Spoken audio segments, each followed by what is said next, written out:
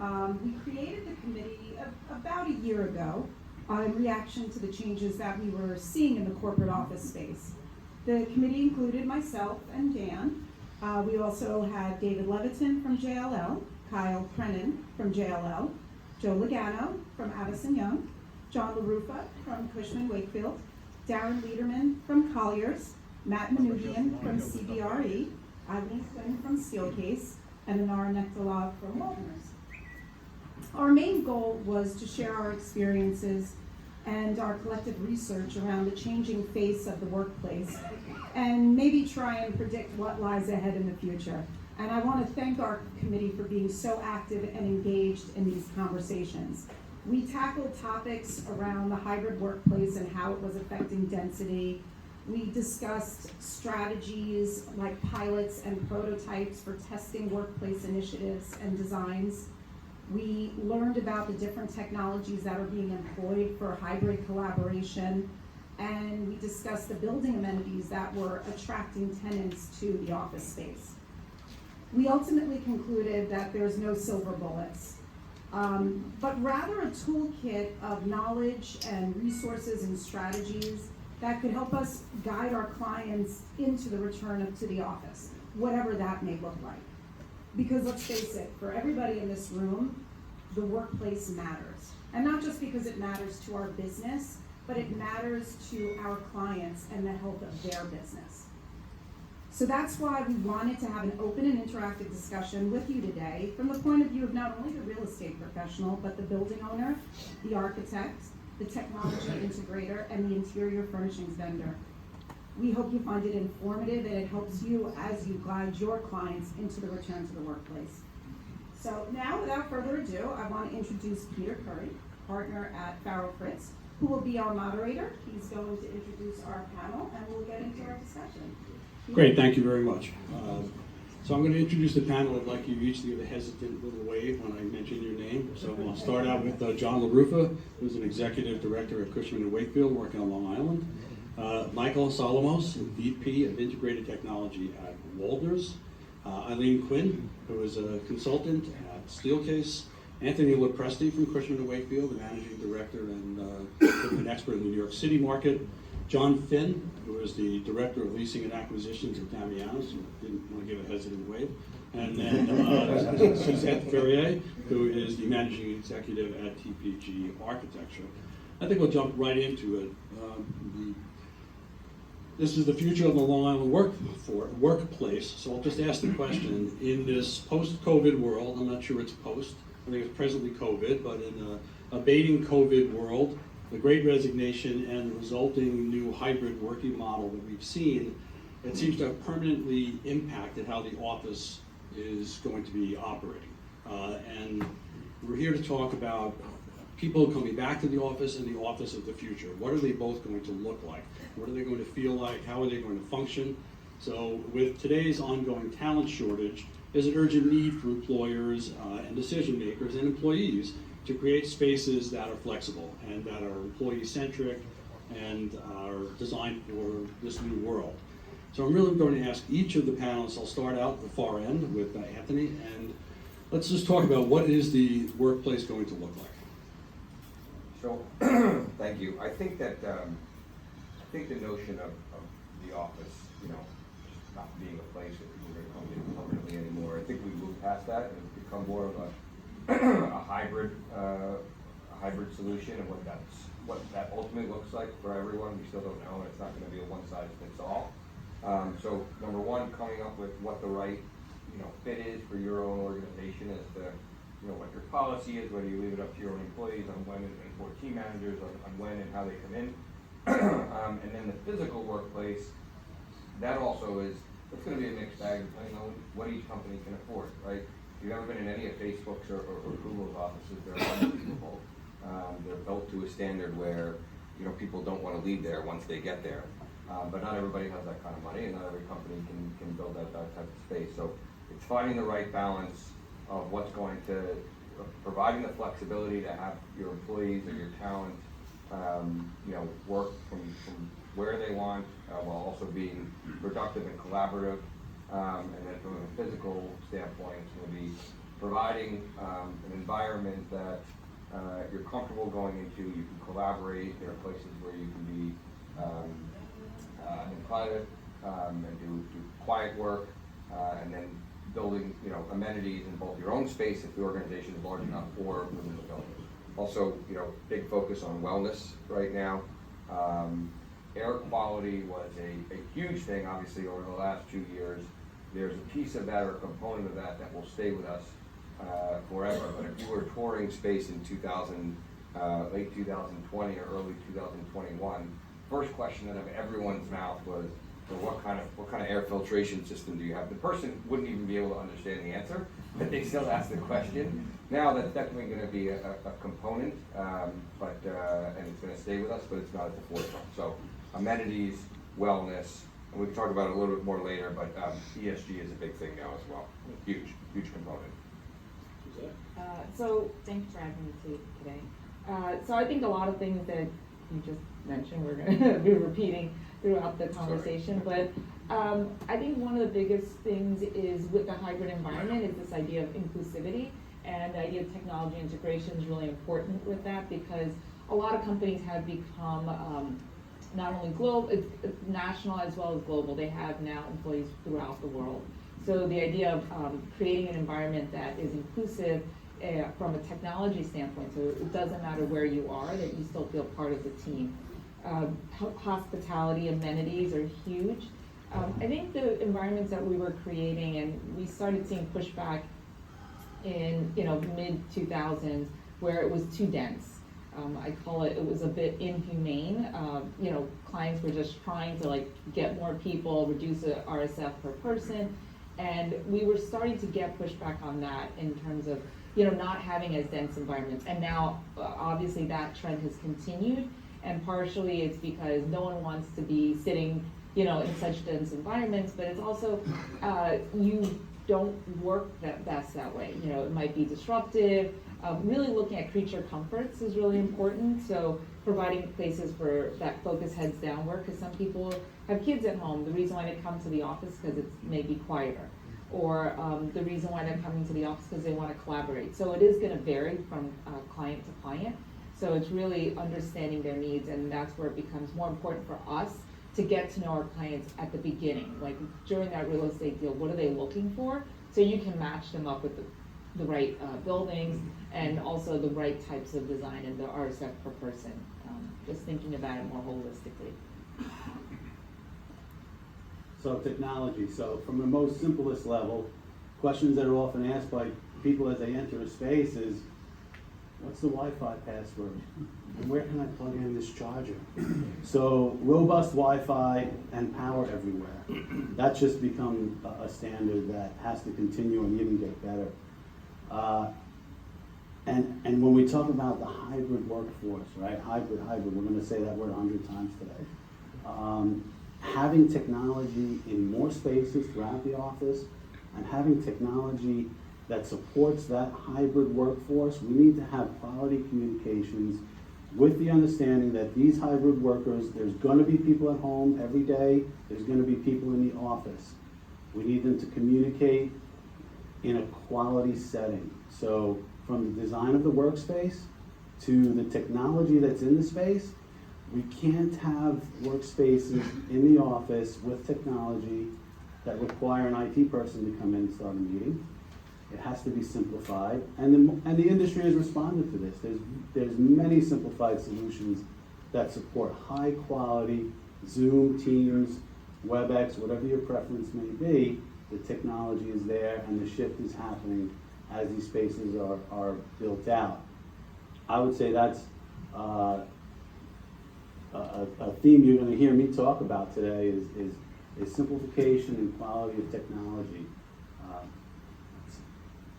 So for us at Steelcase, we really have been studying for years like how people work, why people work, and now we have like two kind of topics that we kind of really hone in on when anyone comes to visit us or when we talk to clients about what an office space could look like. To your point, everybody would love to look like Google, but that's not everybody's culture.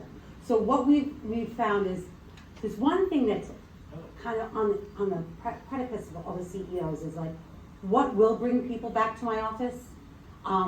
We use terms like residential, so people have been working in their homes for 2 years. So when they come in the office, they do not want the sea of workstations, they do not want gray. They want to feel comfortable, so it's earning the commute. So as I was driving here today, still looking at the Huntington Quad, like, there's a lot of spaces in there. I'm over here, you know, I pulled into the parking lot, I'm like, I can find a parking space really close to the door. So even your Class A amenity spaces, there has to be something in the office that attracts people to come back. And what we've researched and found in most of our studies is it's the people connection, to your point, with whether it be digital or physical. So what we're trying to do is to try to attract people into the office because they want to be there. Some companies have found it just to be fantastic to have people work from home, but we are working with a lot of companies that are piloting spaces, and all these piloting spaces have a few things in common. One is they have great technology. Two, they have like biophilia. They have like plants and like a nice lighting and a comfortable chair. And then number three is that they have the people coming in because they want to be there. When your employees want to come to the office, it's a totally different dynamic. I agree with everything that everybody's saying. I'm seeing a little pent-up demand going on the buildings that I'm handling and the tenants that I'm running around with. For the last 3 years, people have with the technology, they know how to, their offices are set up with their home and can work from both places. The smaller, I should say the smaller service companies that have 20 to 25 employees, how do they get them back into the office? Yet at the same time, they know who can work from home. They know who they might want to get rid of and might make them work from home. They pretty much know what they really need now. So what we're seeing is the smaller tenant, 3,000 to 5,000 square foot, the designs of the space are not changing. It's just what they're doing within the space is changing. Instead of having a break room, they're having it more of an open area out in the middle of the office spaces instead of being in a room. You're seeing games be brought in, shuffle. I mean, in our office we have a shuffleboard table in the main lobby. They're doing things to attract younger talent at the same time they want to be bringing people back in. The Class A buildings like this that aren't able to put a 3,000 to 5,000 square foot tenant in there. That's what the most of people want. They want the amenities so that people can come back and feel comfortable again. With respect to furniture and layouts, the people that are working from home, instead of them having a 6x6 workstation and stuff like that, they're having a small collaborative area where they're turning around and putting pods in and just plug and play whoever comes in and bang, you're out. So it all depends on the industry and what the owners of the company want their culture in the space. Very good. I want to thank Dan and CIBS and Walnuts for having us here today. This has been definitely a crazy couple of years from an ownership perspective. The good news is that going into this pandemic, all of our companies that we do business with, to a company, were really flat out in a great position. The economy was roaring, and then COVID hit. And then you have a feeling where you pull up to a building that has 1,100 car parking and there's 6 cars in a lot. People ask me, how's it going? And I said, sometimes I felt like the guy who jumped off the 110-story building and passed a couple on the 60th floor, and they say, how you doing? And I said, pretty good so far. So as the calendar's turning, and the calendar doesn't wait for anybody, people have to adjust and react to what the environment is. We see there's basically two structures of companies that are privately owned and companies that are publicly owned. Before the pandemic, the younger workforce, and it's good to see some millennials here in the crowd. Corporate America and HR departments were kind of fumbling how to handle that sector of the workplace. Because in the HR world, all the points that talk about design, space, architectural fit outs, and technology, all these things are so important to these young workers, and the goal is to get them back. Now, what's interesting now is we're still in a relatively strong work environment. Companies, if they lose an employee, there's not 10 people backed up to take their role. So they are still sitting on, you know, pins and needles, not to disturb that balance between somebody who wants to work at home and come to the office. But as we read the Wall Street Journal, we see that there are clouds coming, and the economy is definitely going to shift. And I think what people have to be mindful of, the old expression in business is, you know, careful what you wish for. And the people that are out of sight or working remote will be most likely, or could be, out of mind. And then that would be easy from an HR perspective if they're going to shed 10% of their workforce, the people that are not showing up to work. You know, as our company, we were shut down for 3 weeks, and it was, you know, sitting in my basement office. It was like, you know, my kids are in college, so I was like, I couldn't work from home, and I couldn't imagine if I had young kids running around. And I was on a call the other day, and I missed it. I miss having young ones. Don't get me wrong, but this gentleman has a 3-year-old, and he was screaming at the top of his lungs, as loud as you could possibly. And he's apologizing. I'm like, don't apologize. I go, I miss those days. But you know, that doesn't happen when you're in the work environment. So there's definitely a shift, but you know, it's you know, we see a shift in flight to quality. So people that are going to have an office, corporations are looking at bettering their location to get into the building with more amenities, better ownership, better structure, and more flexible work environments. It's interesting hearing this from you, because basically the headlines are more like the Chase and Goldman Sachs. We want you to come in. You know, they're not really talking about we'll make it worth your while. It's really come in because you're supposed to come in. So it to me sounds a little tone deaf. But what are the amenities? And Suzette, I'll start out by asking you this. What are the amenities? And I guess we're now talking about new leases rather than existing leases and trying to reconfigure those spaces. But in new space, what are tenants looking for in terms of the newer types of amenities that they didn't ask for? Well, definitely. So I think there's 2 layers. There's the amenities that they're looking for from landlords. And from landlords, definitely spaces like this where they can have a company town hall that they don't necessarily need to accommodate in their space. And that's really attractive to like the smaller tenants, right? So we're seeing that. However, on the same account, we have tenants that are, or we have clients that are also looking to incorporate some type of town hall, cafe spaces in their own space so that they can bring people together. And maybe it's on a smaller level, you know, something that's more about 50 people max. The other thing we're seeing a lot of is definitely the phone rooms that you've been hearing about, small team rooms.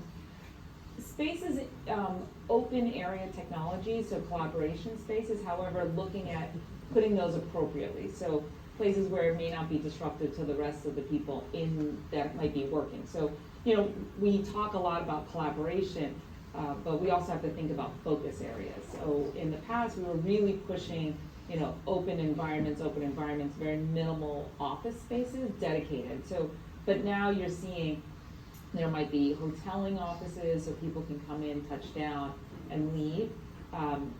Definitely the cafe spaces, which we were seeing before. And then, you know, just really areas where people can like do focus work. So, I mean, people are kind of tired of sitting at their dining room table.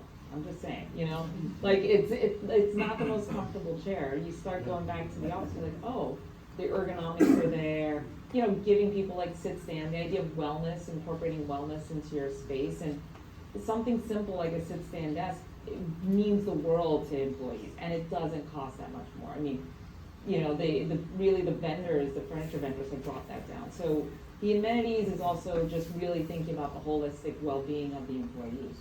Yeah, Eileen, I'm going to toss that question to Yeah, you also. so when people come into the showroom and they're looking for spaces, they're pretty blown away lately.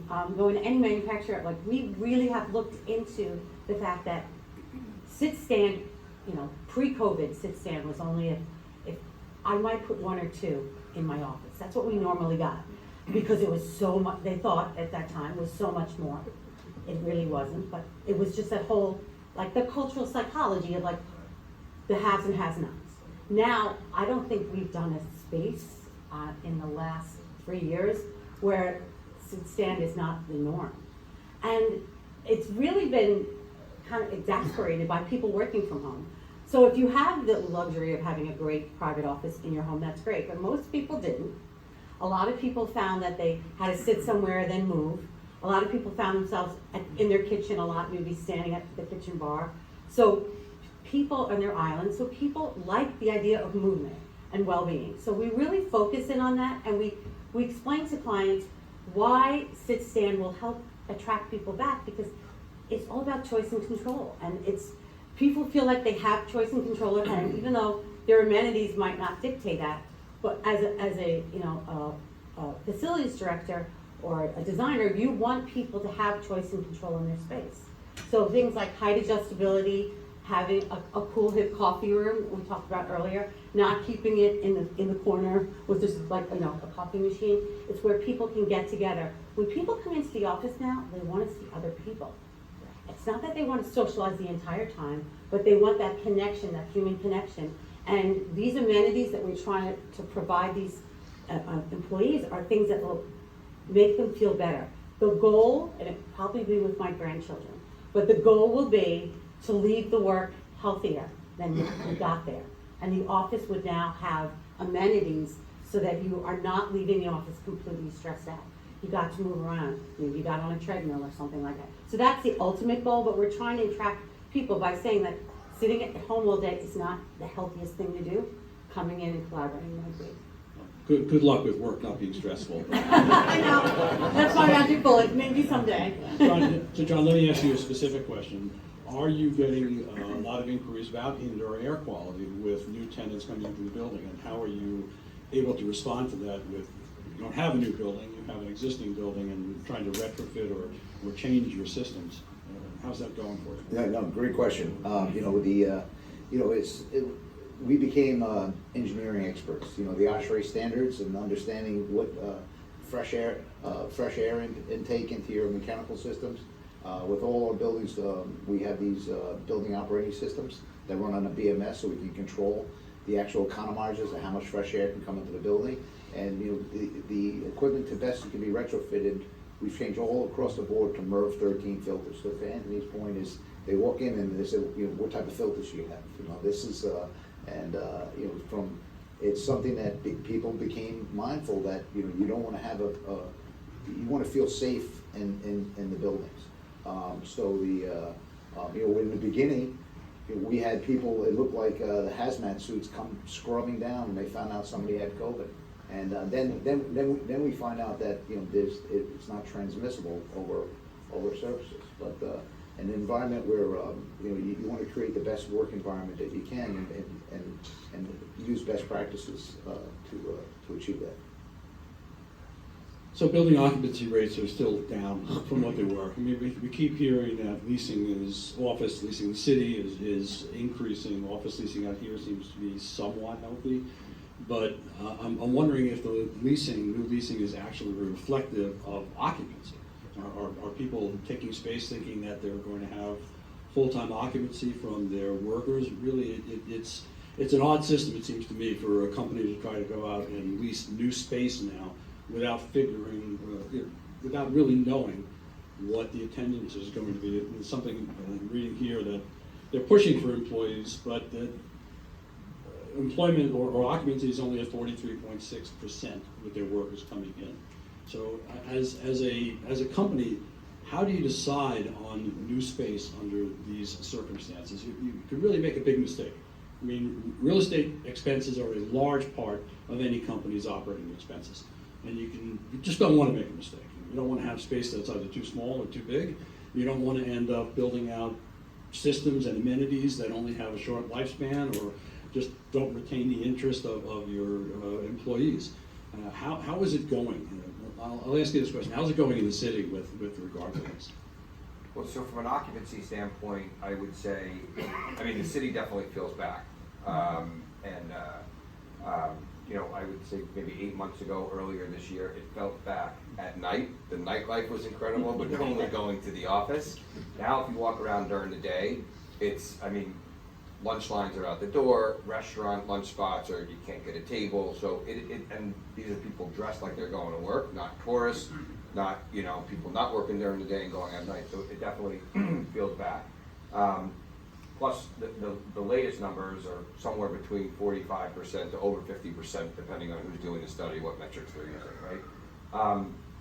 Mike and I were talking before, one thing that's been pointed out to me by our experts is that we're not trying to get back to 100% occupancy, because even pre-COVID on any given day, you were never there. If there were 1,000, you know, card swipes in the building, or cards given, access cards for the building, you only got 750 or 800 a day, because people were traveling, they were out sick, whatever it is. So that number is really 75 to 80% that we're trying to get back to. How we get from the 50% where we are now back to that pre-COVID number, I don't know how long it's going to take to get there, if we get there, when we get there. I wouldn't want to be the one trying to make a long-term decision right now. It's challenging, and I think, you know, ultimately, some people may make some mistakes, right? You may go a little short on space, or you may not design your space in the right way, because we are in a little bit of a trial and error period. That said, I think over the last 6 months and through the next few months, we're gonna get we've gotten some, we'll continue to get some really good data on what people want, and we've got landlords that are working with the tenant community to provide as much flexibility as possible, which is what tenants are demanding now. And I think that's gonna, you know, that's why leasing activity continues to increase. John and Anthony, I'm going to ask you both this question. The people who are coming with prospective tenants, is it a larger group? Are people now bringing engineers and interior designers and other people to sites in order to figure out if they're going to work for them? I figure you probably you're involved with a lot more professionals than you used to be, when it used to be just one person coming and saying, yeah, I like this space, it's good. I'm seeing more IT people coming on a tour, and if they can't make it, they're canceling the tour in that respect.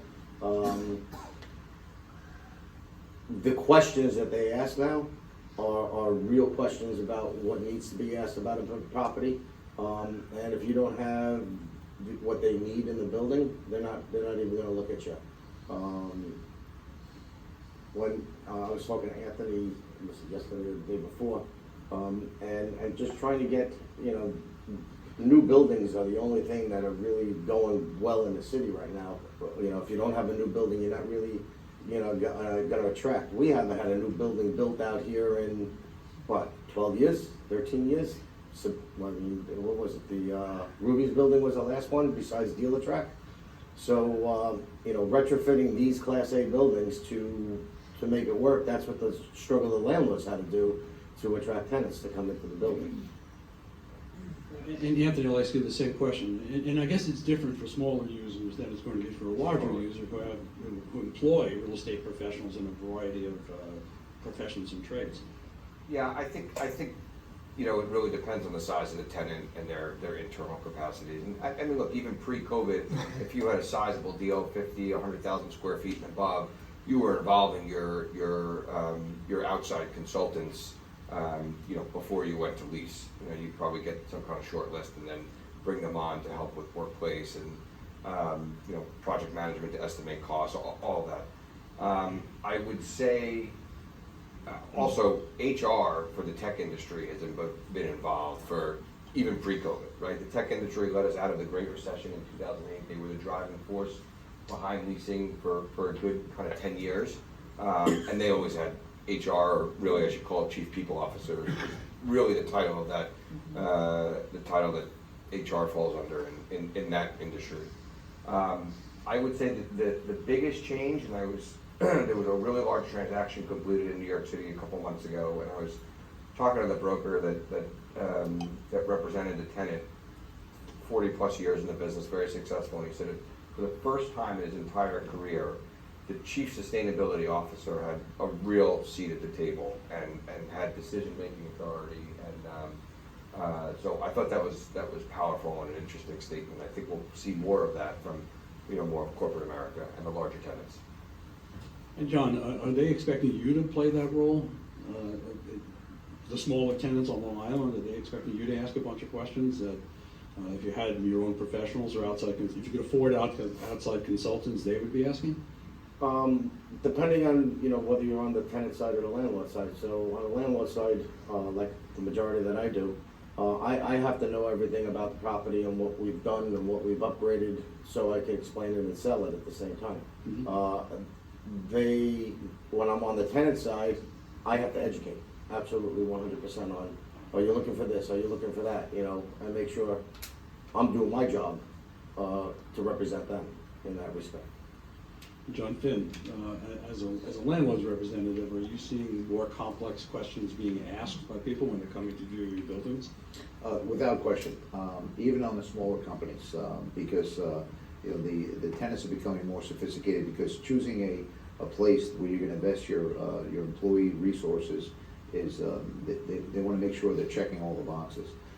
As I said earlier about a flight to quality, you know, during this time, what we've been doing is we've been renovating all our amenity spaces, all our cafes. We gutted all of them while they were shut down.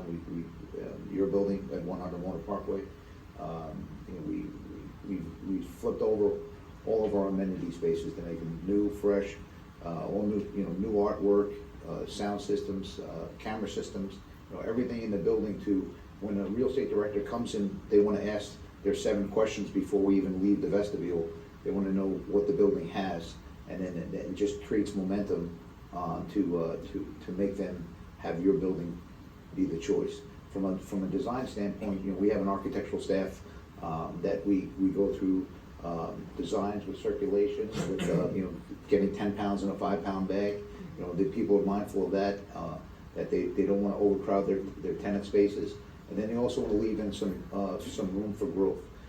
Long Island's always been not a driver of new industry, not in new businesses. It's always been companies that have been moving from one building to another, robbing Peter to pay Paul.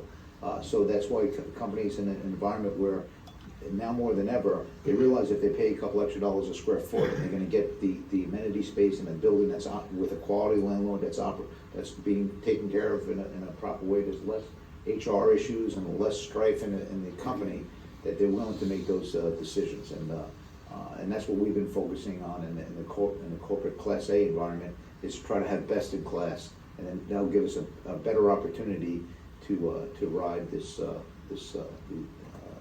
storm that's coming. I'll ask you, how early are you getting involved in the process with prospective tenants? Much earlier, and to your point, HR, if you guys need to meet someone that's gonna help you with a deal, get in front of the chief sustainability officer and get in front of HR. Because we are doing pilot spaces right now, early, like we've been doing pilot spaces for companies at first with COVID, knew no one was coming back. How do we get them to come back? These pilot spaces are cool and hip. They have everything. And then 2-3 months into it, they're like, oh, now we have to present to the HR department. And it's almost like, it used to be the CEO had to bless everything. Now the CEO still has to bless everything. That's no joke. But HR and sustainability have such a big seat at the table. I completely agree with you. It wasn't like that 5 years ago. I mean, HR would come in if we wanted to do height adjustability or an ergonomic chair. They wanted to make sure from a health and wellness. But now, out of the gate, early on, HR is showing up. And if you can't hit a couple of those bullet points that HR and the sustainability officer wants to know, you're done, because they'll move on. And even after we've just completed a pilot space here on the island, and they're actively working through it. And just the other day, I got a request for a sustainability report. So if we buy this furniture, what's the life cycle, what's the green cycle, how long, you know, how do we dispose of it? That are big decision makers for clients nowadays, because it's not just a pretty piece of furniture. It has to have a story, and HR is vital in answering those questions. Michael, I'll ask you the same question. You've been probably getting involved a lot earlier also. Absolutely, yeah. He has gained a seat at that table